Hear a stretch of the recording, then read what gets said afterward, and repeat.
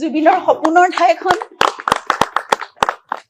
তেওঁৰ নামত হ'বলগীয়া সমাজৰ সংস্কৃতিৰ আৰু তেওঁৰ উপাস্য প্ৰকৃতিৰ বাবে ভাল কামত ব্যৱহাৰ হওক, নিয়োজিত হওক, আমি সেয়াই আশা কৰিছো।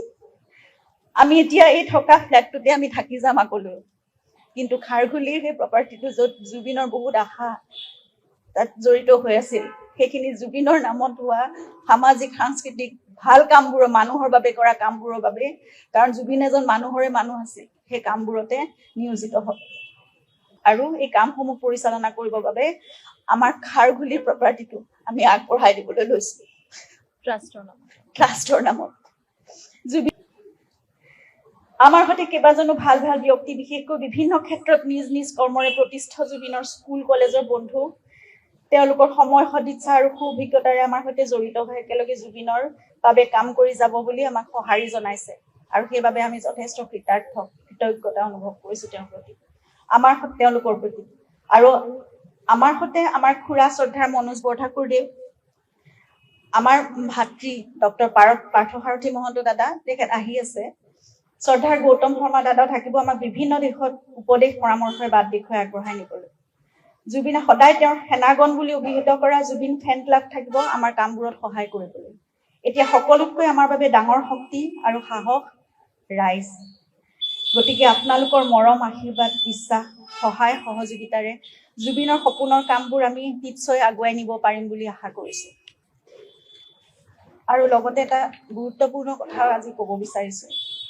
কালি বছৰৰ প্ৰথম দিনটোতেই মাননীয় মুখ্যমন্ত্ৰী মহোদয়ে তেখেতৰ কথা ৰাখি জুবিনৰ শেহতীয়া ছবি ৰৈ ৰৈ বিনালেৰ বাবে অহা ৰাজ্যিক কৰ 2,90,00,000 টকা জুবিনৰ দ্বাৰা প্ৰতিষ্ঠিত কলাগুৰু আৰ্টিষ্ট ফাউণ্ডেশ্যনলৈ হস্তান্তৰ কৰে।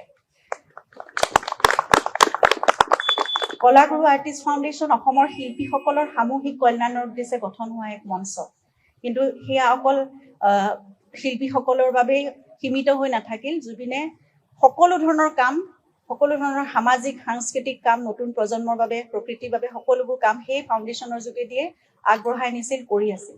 গতিকে এতিয়া কলাগুৰু আৰ্টিষ্ট ফাউণ্ডেশ্যনৰ অসমৰ আমি এই মঞ্চখনৰ যোগেদিয়ে জুবিন গাৰ্গৰ সামাজিক সাংস্কৃতিক আৰু প্ৰকৃতি সংৰক্ষণৰ বাবে কৰা কামবোৰৰ সংবৰ্ধন আৰু সম্প্ৰসাৰণ কৰিবলৈ সংকল্পবদ্ধ হৈছে।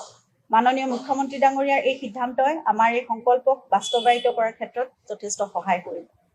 লগতে জুবিনৰ ন্যায় প্ৰক্ৰিয়াটোক অধিক শক্তিশালী কৰিবৰ বাবে আৰু ক্ষীপ্ৰ অগ্ৰগতিৰ বাবে বিশেষ চৰকাৰী অধিবক্তা নিয়োগ তথা এখন বিশেষ আদালতৰ বাবে উচ্চ ন্যায়ালয়ক চৰকাৰে আবেদন জনাব বুলিও যি ঘোষণা কৰিছে, নতুন বছৰে মংগলক্ষণত অসম চৰকাৰ আৰু মাননীয় মুখ্যমন্ত্ৰী ডাঙৰীয়াক এই সিদ্ধান্তৰ বাবে আমাৰ তৰফৰ পৰা আন্তৰিক ধন্যবাদ আৰু কৃতজ্ঞতা জনাইছো। লগতে সংশ্লিষ্ট সকলোকে অনুৰোধ জনাইছো, যিমান পাৰি, যেনেকৈ পাৰি, সিমান ক্ষিপ্ৰতাৰে প্ৰক্ৰিয়াটো যাতে সম্পূৰ্ণ হওক। ধন্যবাদ।